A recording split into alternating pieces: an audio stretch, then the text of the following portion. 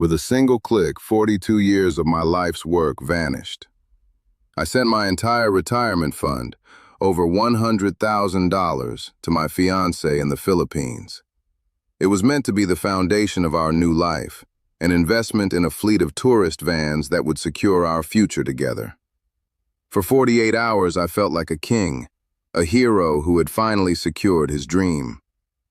Then came the silence. Her loving messages stopped. My calls went unanswered. Frantic, I started searching online, and that's when I found them. Our 5 brand new vans, listed for sale.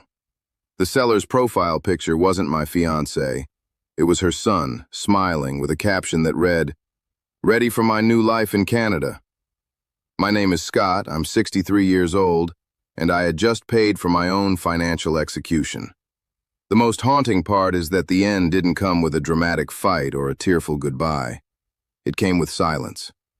A heavy, deafening silence that settled in after the final bank transfer cleared. The last van was purchased. The titles were all in her name for legal simplicity. And suddenly, the constant, loving stream of messages and calls just stopped. I told myself she was busy, that she was managing our new enterprise.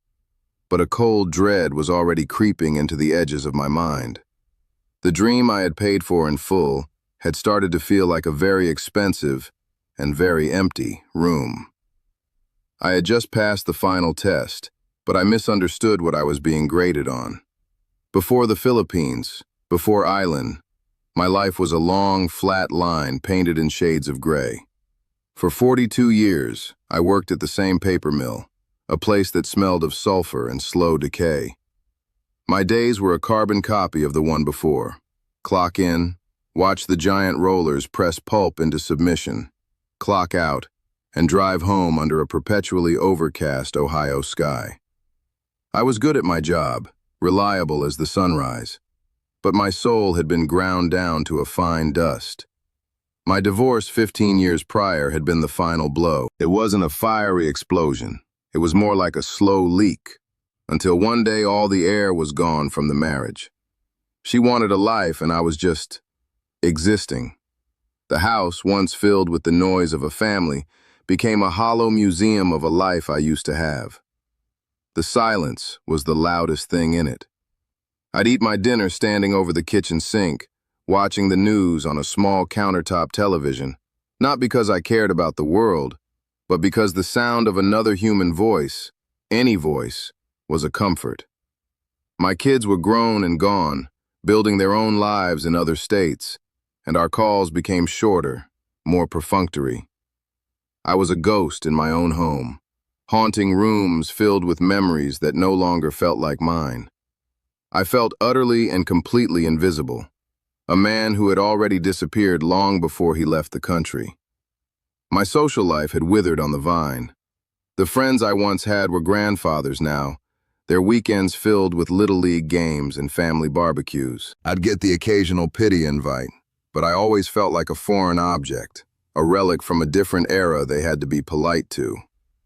I'd stand in the corner of a bustling yard, nursing a beer, listening to stories of cruises and grandchildren, and the gap between their world and mine felt as wide as the Pacific Ocean. I wasn't a part of their lives anymore. I was a spectator, watching from behind a thick pane of glass, and soon, they just stopped asking. My existence had become a sterile waiting room for death. The walls were beige, the chairs were uncomfortable, and the only thing to read were magazines from 5 years ago. I was just sitting there, waiting for my number to be called. There was no joy, no spontaneity, just the grim, orderly procession of days. I wasn't living. I was just not dying. The retirement I had worked my entire life for felt less like a reward and more like being permanently checked into this waiting room, with nothing to look forward to but a slow, quiet fade to black. My future was a closed door at the end of a long, empty hallway. But then one night, scrolling aimlessly on the internet, a pop-up ad appeared. It was for a dating site, one specializing in connecting Western men with Filipino women. The screen was filled with images of pristine white beaches, lush green jungles, and the smiling faces of women who looked vibrant and full of life. It was a world of color bursting into my monochrome existence. A dangerous thought, a tiny seed of a fantasy began to sprout in the barren soil of my mind.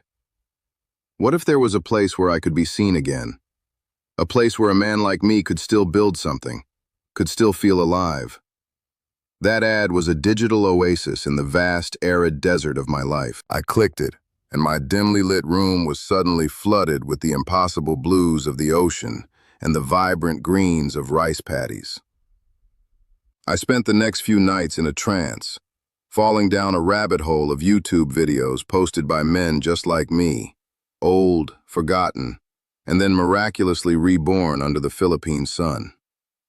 They were smiling, holding hands with women half their age, their narration a giddy testament to a land where an American on a modest pension could live like a king. The promise wasn't just a lower cost of living, it was a higher sense of self. It was a place where a man was still a man, respected and admired. The idea took root not as a vacation, but as a resurrection. The videos became my nightly sermon. Expat after expat, they all preached the same gospel. Your Social Security and a small 401k isn't a death sentence in the Philippines. It's a winning lottery ticket. They break it down with spreadsheets, showing how you could afford a nice apartment, a housekeeper, and still have plenty left over to eat out every night. They filmed themselves in bustling markets, pointing out the ridiculously low prices of fresh fruit and fish.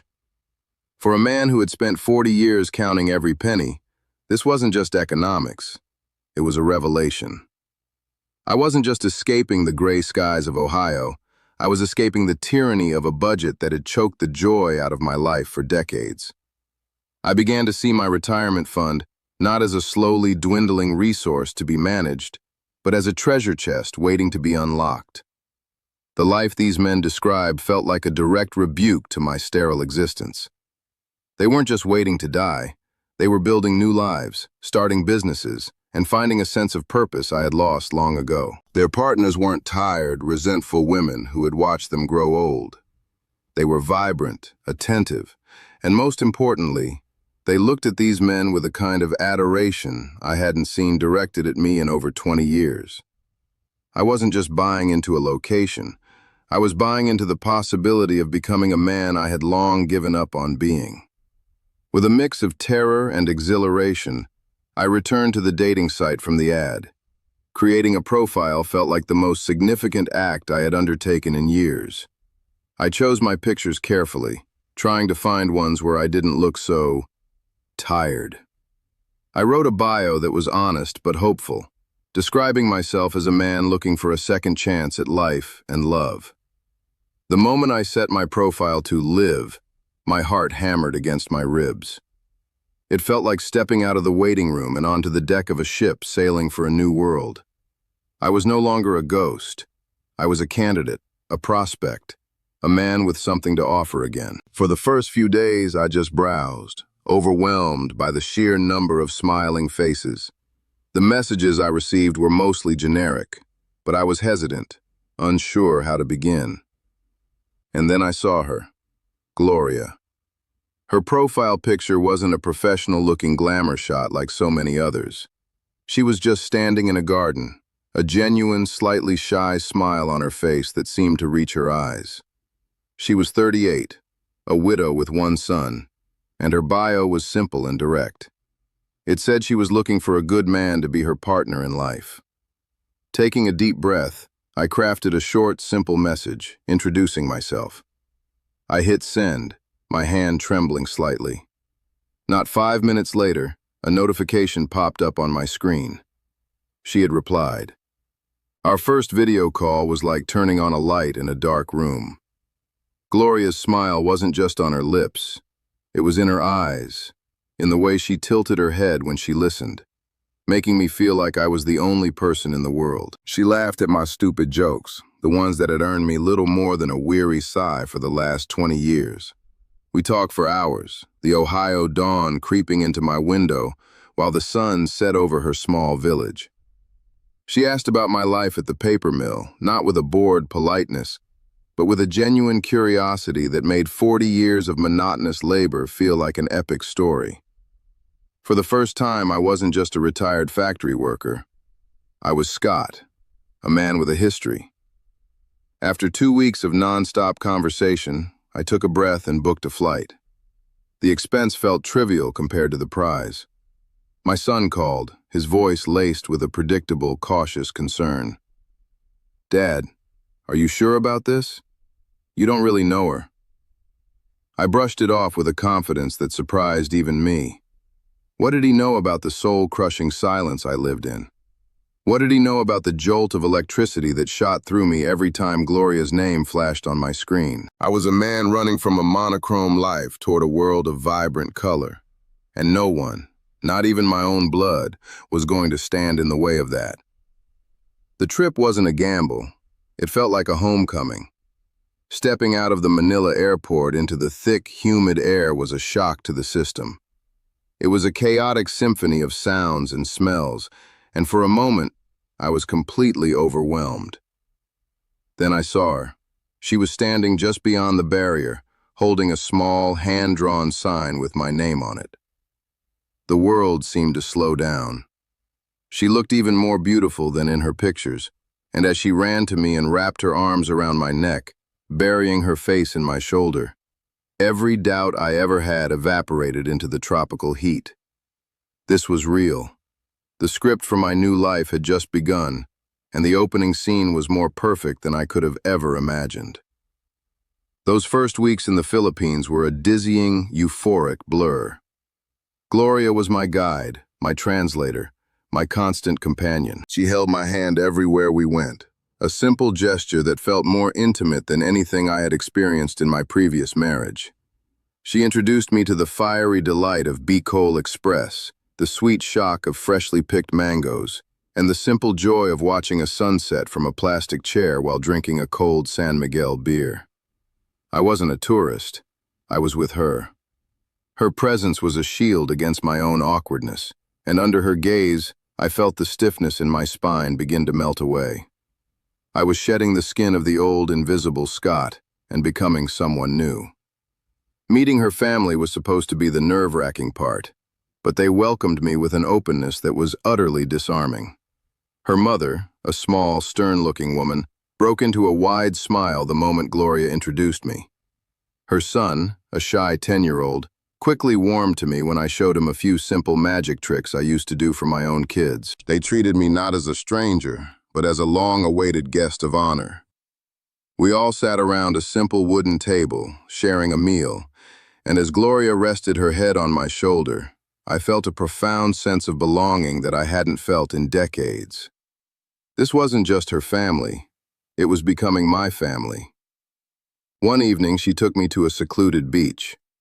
The sky was a riot of orange and purple, and the only sound was the gentle lapping of the waves. She had packed a small dinner, and we ate on a blanket as darkness fell. She told me about her late husband, the struggles she faced as a single mother, not as a plea for sympathy, but as a sharing of her history. In that moment, I felt an overwhelming wave of protectiveness. Here was this beautiful, resilient woman who had faced so much hardship, and all she wanted was a partner. I promised her, and I promised myself, that her struggles were over. I would be the man who made everything right for her. Every day was like a scene from a movie written just for me. I was the aging hero given a second chance, and she was the beautiful leading lady who saw the strength and goodness in him that no one else could. My Social Security check, which felt like a pittance in Ohio, made me a wealthy man there.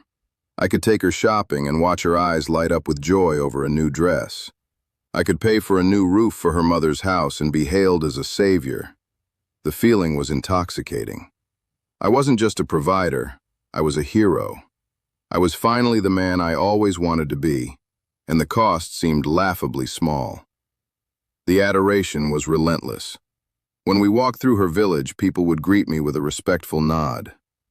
"Gloria's Joe," they'd call me, a local term for a foreigner. It wasn't an insult, it was a title of ownership. I belonged to her, And that sense of being claimed was the most powerful aphrodisiac I had ever known. She made me feel strong, handsome, and virile. The gray in my hair wasn't a sign of age. It was a mark of distinction. The wrinkles around my eyes weren't from a life of weariness. They were a map of wisdom. I was being rebuilt, piece by piece, into a better version of myself. It was during that first trip that she first mentioned the idea, so casually that I almost missed it. We were watching the tourist vans, packed with laughing families, rumble down the dusty road toward the port. "So much money in this," she said, a thoughtful look on her face. "One day, if we are lucky, we could have one of our own, for our family's future." It wasn't a request. It was a dream she was sharing with me. It was a we and an our. The seed was planted, not as a business proposition, but as a shared aspiration, a testament to the future we were building together, brick by imaginary brick. Leaving her at the airport was one of the hardest things I've ever done. The 2 weeks had felt like a lifetime, and the thought of returning to my silent gray house in Ohio was physically painful. She cried, clinging to me, making me promise I would come back soon.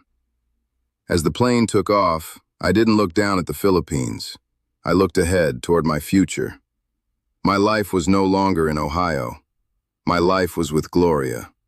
The house, the car, the 42 years of accumulated stuff. It was all just an obstacle, a pile of assets that needed to be liquidated to fund my real life. The entire romance was a flawless script, and I was the eager, well-funded star. Each scene was more magical than the last.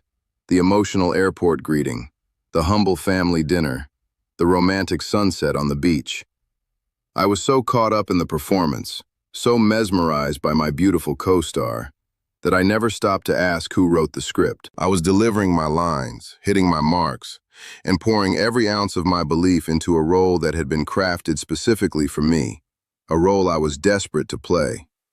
Every loving gesture, every shared secret, was just another perfectly executed scene, drawing me deeper into the plot. I played my part with everything I had, believing I was co-authoring a beautiful love story. I was convinced it was a collaboration, a joint production. I felt every emotion, believed every word, and invested my entire being into the narrative we were creating. The joy was real, the hope was real, and the love I felt was the most real thing in my life. Looking back, I should have realized it was too good to be true, that a story this perfect is never written by chance. But I didn't want to see. I couldn't afford to see. Back in Ohio, the gray world I had left behind felt more oppressive than ever. My house was no longer a home. It was a holding cell, a place I had to endure before my real life could resume. Every conversation with Gloria was a lifeline. Then, about a week after my return, the first request came. It was a tearful, late-night call. Her mother had fallen ill with a severe lung infection and needed medication they couldn't afford. It was only $300. A wave of pride washed over me. From 8,000 miles away, I could be her rock, her provider. This wasn't a red flag, it was an opportunity. This is what a man does for the woman he loves. He solves her problems. I thought of my retirement fund as a deep, calm reservoir, built up over 40 years of toil. That first $300 was just a tiny, insignificant fissure in the massive dam, a crack so small you could barely see it. A few weeks later, another call. Her son needed a special uniform and books for a school program that would give him a better chance at a good future. It was a little more this time, but the logic was undeniable. I wasn't just sending money. I was investing in the boy who would one day call me his stepfather. I was building a family, and you can't put a price on that. The next request was for $1,000. A typhoon had ripped through a neighboring island, and her brother's home had been damaged. He needed to repair his roof immediately. A flicker of something, a tiny knot of anxiety, tightened in my stomach. $1,000 was real money, but Gloria's voice was filled with such genuine distress, such worry for her family, that my hesitation felt selfish. I was sitting on a nest egg while her family was suffering. To deny her would be to deny the very foundation of what we were building, a partnership based on mutual support. I sent the money, picturing their relief. The calls started to form a pattern, a rhythm of crisis and rescue. Her cousin, who had co-signed for a small loan, had defaulted and was facing threats from a local lender. Gloria was terrified, speaking in hushed, urgent tones about the shame and danger he was in. This felt different, messier. It wasn't an act of God. It was a personal failing. But my role was clear. I was the calm, steady force that could make these problems disappear. I was the one who could protect her from the chaos. To see myself as her savior was a powerful drug, and I was becoming an addict. Then came the shift from emergencies to improvements. Gloria brought it up casually, talking about how difficult it was to get around, to visit her mother, or even go to the market. A scooter, she mused, would change everything. It would give her freedom and mobility. A decent one cost about $2,000. I saw it not as an expense, but as an investment in her happiness and our future efficiency. She could use it for our business errands once I moved. It was a practical step, a tool for the life we were about to build. This wasn't a handout, it was logistics. My son, during one of our strained weekly calls, noticed the pattern. "Dad, it sounds like you're becoming her personal ATM," he said, the judgment clear in his voice. A hot surge of anger flared in my chest. He didn't understand. He couldn't possibly grasp the depth of my connection with Gloria or the cultural nuances of family responsibility in the Philippines. "It's not like that," I snapped, more forcefully than I intended. "I'm part of her family now. We take care of each other." The conversation ended with a cold formality, and I felt a gulf opening between my old life and my new one. The next crisis felt bigger, more serious. Gloria called me, weeping from a hospital waiting room. Her mother had collapsed and needed an urgent procedure. The details were vague, lost in her frantic sobs, but the amount was clear: $4,000, needed by the end of the day. The water in my reservoir was now visibly lower. This was money I had earmarked for my own moving expenses. But hearing the sheer terror in Gloria's voice, the thought of saying no felt monstrous. This wasn't just about money. It was a test of my character. Her mother's life was on the line. A few weeks later, it was a problem with the family's small plot of land. A distant relative was challenging their ownership, and they needed a lawyer to fight it. Gloria explained it was a critical asset, the only thing of real value her family possessed. The legal fees were another few $1,000s.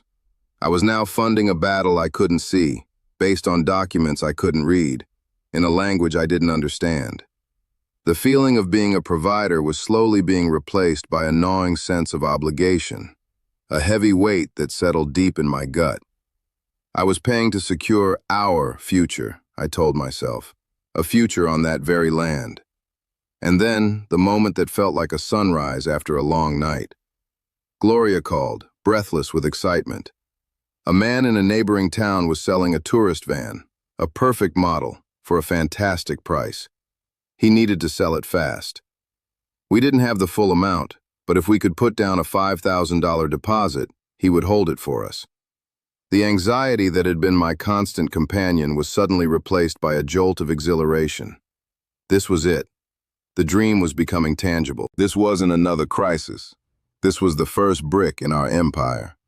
I sent the deposit without a second thought. The high from that deposit lasted less than a week. The next call was grim. Gloria's uncle had been in a motorcycle accident and needed surgery. The timing felt unnervingly convenient, a dark cloud appearing just as the sun broke through. To question it, however, felt like an accusation. It would be questioning everything: her love, her honesty, the entire foundation of our relationship. The fissure in the dam was widening, and I could hear the faint sound of crumbling concrete. I sent the money, but the pride I once felt was gone, replaced by a dull, aching resignation. After I sent the money for the uncle's surgery, a strange quiet settled in. For 2 days, Gloria's messages were short, her replies delayed. I was plunged into a cold panic, replaying every conversation, wondering what I had done wrong. Had I sounded reluctant?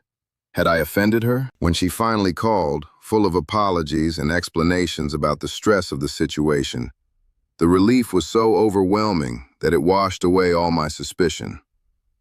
I was just grateful to have her back. I now see that my fear of her silence was becoming a more powerful motivator than my hope for our future. I took a hard look at my bank account one night. The numbers on the screen told a story I wasn't ready to read. The small fissures had become a network of deep cracks, and my reservoir had been depleted by a staggering amount, far more than I had admitted even to myself. But I was in too deep. To turn off the tap now would be to acknowledge that the thousands I had already spent were lost. The only way to justify the past was to bet bigger on the future. The van business was no longer just a dream. It was my only hope of redemption. Gloria's call came a week later, and her voice was a symphony of pure, unadulterated joy. The owner of the first van knew other operators who were struggling and looking to sell. It was a miracle, she said, a once-in-a-lifetime opportunity. She had the numbers, a neat list of 4 more vans, their asking prices, and a projected income that made my head spin. For $100,000, we could buy the entire fleet outright. We wouldn't just have a business, we'd have an empire. "This is it, my love," she whispered, her voice thick with emotion. "Everything we dreamed of. Our future is waiting for us to just say yes." The figure was a punch to the gut. $100,000. It was almost everything I had left. The calm reservoir of my life savings was about to be drained down to the muddy bottom. When I expressed my shock, my voice barely a whisper, a cold silence met me from the other side of the world. After a long, painful pause, Gloria's voice returned, but the joy was gone, replaced by a wounded fragility. "I thought you believed in us," she said, her voice cracking. "I thought this was our dream, not just mine. If you don't trust me, just say so." Her words were a masterstroke, twisting my financial prudence into an act of emotional betrayal. My fear of losing the money was suddenly dwarfed by the terrifying prospect of losing her. She had me, and she knew it. The argument was over before it began.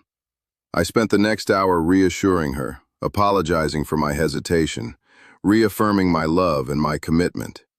I wasn't just agreeing to the investment anymore. I was begging for her forgiveness. I was proving my love, not with words, but with my entire net worth. The cost of her affection was my life's work. Then came the logistics, explained with a patient, practiced reasonableness. As a foreigner, my name on the ownership documents would create endless red tape and bureaucratic delays. It was a known issue, a roadblock for every expat. The only smart, efficient way to do it was to put all the titles in her name. "We are a team, my love. Your money, my name. What is mine is yours always," she assured me. It was a legal necessity, a simple quirk of the system. To question it would be to question her, to question us. It was a detail, a mere formality on the path to our shared destiny. A few days later, the final push came. One of the sellers had another buyer, a local businessman, offering cash. "We had to move immediately," Gloria said, her voice laced with controlled panic. The perfect, beautiful empire we had designed was about to shatter before a single brick was laid. It was now or never. I felt a dizzying vertigo, the sensation of standing on a crumbling cliff edge. The choice was clear. I could cling to the rock of my financial security and watch her fall away, or I could take a blind leap of faith with her into our future. I sat at my kitchen table, the wire transfer form glowing on my laptop screen. My hands were shaking so badly I could barely type in the numbers. $100,000. 42 years of breathing in the fumes of the paper mill, of lonely nights and silent dinners, all of it condensed into a single terrifying number. I took a deep breath and pictured her face, her smile, the promise of a life where I was not invisible. I wasn't just sending money. I was sending my entire past away to purchase a future. I hit confirm. The screen refreshed, showing a zero balance. The transfer confirmation felt like a gunshot in a silent room. My life's work, reduced to a string of code, fired across the globe. For a full minute, I felt nothing but a hollow echo. Then, a wave of triumphant relief washed over me. I had done it. I had passed the ultimate test, proven my commitment beyond all doubt. Now, I just had to wait for her call, the one where she would weep with joy and tell me our empire was born. I refreshed my email, waiting for her message, picturing her face. The silence that followed wasn't peaceful. It was the eerie quiet of a battlefield after the battle is over. One day bled into 2, then 3. The constant stream of loving messages had dried up completely. My own texts, once answered in seconds, now floated in a digital void, unread. My calls went straight to a robotic voicemail I'd never heard before. The vibrant Technicolor world she had painted for me began to flicker, the colors fading to a dull, sickly gray. The panic started as a low hum and grew into a roaring engine in my chest.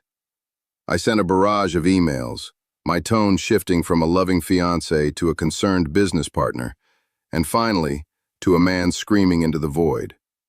Desperate, I turned to the only place I could think of, the internet. I joined an expat forum for the Philippines, my hands shaking as I typed a vague, pathetic post about investing in a van business in Boracay. The words looked foolish on the screen, a public declaration of my own naivety. I felt like a child lost in a vast, dark forest, calling out a name and hoping for an echo. The minutes ticked by, each one a fresh wave of humiliation. I was about to delete the post when a private message notification popped up. It was from a man named David. His message was short and devoid of sympathy. "Mate, saw your post. I hope I'm wrong, but if this involves a girl you met online and a recent large investment, you need to stop looking for your business and start looking for your assets." He sent me a link to a local Filipino sales website, a chaotic marketplace of used cars and electronics. He told me to search for tourist van and the name of the province. "It's a long shot," he wrote, "but it's the quickest way to know if you're a partner or a piggy bank." My heart hammered against my ribs as I clicked the link. The website was a blur of text and images my mind couldn't process. It felt like a betrayal to even be looking, a deep dive into a paranoia I couldn't afford to entertain. Gloria was busy, I told myself. She was navigating the complex bureaucracy, setting up our future. This was a pointless, insulting exercise driven by a cynical old man who had his own bad experience. I typed the words, "tourist van," into the search bar, feeling a profound sense of shame. My finger hovered over the enter key, my whole body screaming at me to close the window. The search results loaded, a dozen listings for vans of all shapes and sizes. I scrolled down, a cold sweat breaking out on my forehead as my eyes darted over the images. I was about to give up, relieved, when my gaze froze on the 5th ad. It was a brand new listing, posted just yesterday. The picture showed a fleet of 5 pristine white vans, parked in a neat row. It was our fleet. But it was the seller's profile picture that shattered my world into a million pieces. It wasn't Gloria. It was her son, smiling into the camera, with a caption written in Tagalog underneath his name. I copied and pasted it into a translator. It read, "Ready for my new life in Canada." The screen was a tombstone, and the translated words were the epitaph for a life that never existed. "Ready for my new life in Canada." The phrase echoed in the profound silence of my skull. It wasn't just the money. It was the complete and total erasure of the last year, the violent theft of a future I had purchased with the entirety of my past. I felt like a man who had woken up from a vivid, beautiful dream only to find his house had burned down around him while he slept. The hollow feeling in my gut wasn't hunger. It was the abyss left behind where a soul used to be. My first call wasn't to a lawyer. It was back to David, the man from the forum. His voice was flat, practiced. "Happens every day, mate. They call it a love scam, but it's not a scam about love. It's a business transaction where you're the only one who doesn't know the terms. Armed with his grim advice, I walked into a local police station.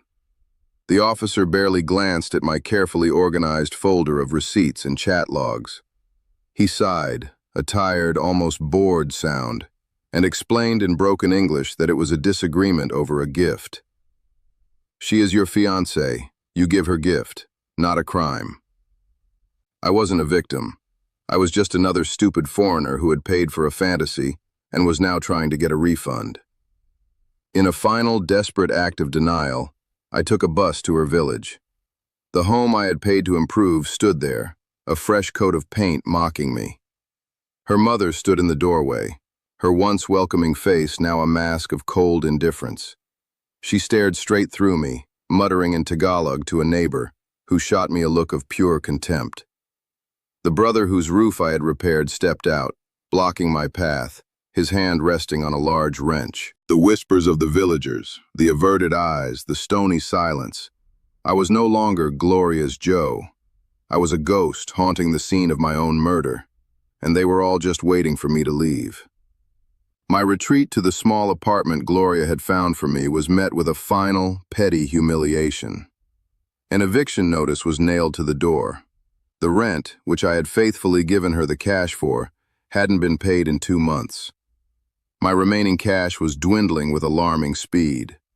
I sold my laptop and the watch my company had given me upon retirement for a pittance to a pawn shop owner who looked at me with predatory pity. With my last few dollars and a newly maxed-out credit card, I bought a one-way ticket home. My life savings had been reduced to the price of a coach seat on a flight back to a life I had tried so desperately to escape. Standing in the departure line at the Manila airport, I was just another ghost, invisible to the bustling crowds. I was a shipwreck survivor who had washed ashore with nothing, not even the dignity of his own story. The air, once thick with the promise of a new life, now just felt hot and suffocating. As I shuffled toward the gate, I saw him everywhere. The old man with a new, cheap suitcase and a haunted look in his eyes. I had become one of them. My first steps out of this airport had been into the arms of a beautiful woman with a handmade sign. My last steps would be alone, into the cold, sterile cabin of a plane, a walking dead man returning to his grave. If you're a man like me, sitting in a quiet room halfway across the world, feeling the pull of a promise whispered over a crackling internet connection, I need you to listen. When she starts talking about a sure thing, a business for our future, you must understand that you are standing on the edge of the same cliff I leaped from. You believe you are building a bridge to a new life, but you are more likely funding an exit ramp for hers. I am the ghost of a future you are considering, and my story is not a tragedy. It's a warning flare fired from the rocks. Here is the lesson carved into the ruins of my life. First, the business is never the real business. It's a liquidation vehicle designed to turn your life savings into easily sellable assets. Second, the legal papers putting everything in her name aren't a formality. They are a one-way gate, a permanent transfer of your wealth. And third, the endless stream of small family crises you're asked to solve isn't a test of your love. It is a slow, methodical training program designed to teach you how to give, conditioning you for the final, devastating withdrawal you will never see coming. So let me ask you this, and I want you to answer honestly in the silence of your own heart. Are you applying for the job of a life partner? Or are you the final investor in a project that ends with your dismissal? I thought I was her hero, the man who would rescue her. In the end, I was just the last, most profitable stage of her business plan. I didn't lose a fiancé. My position was eliminated once the funding I provided was secured. Don't let your desire to be seen make you blind.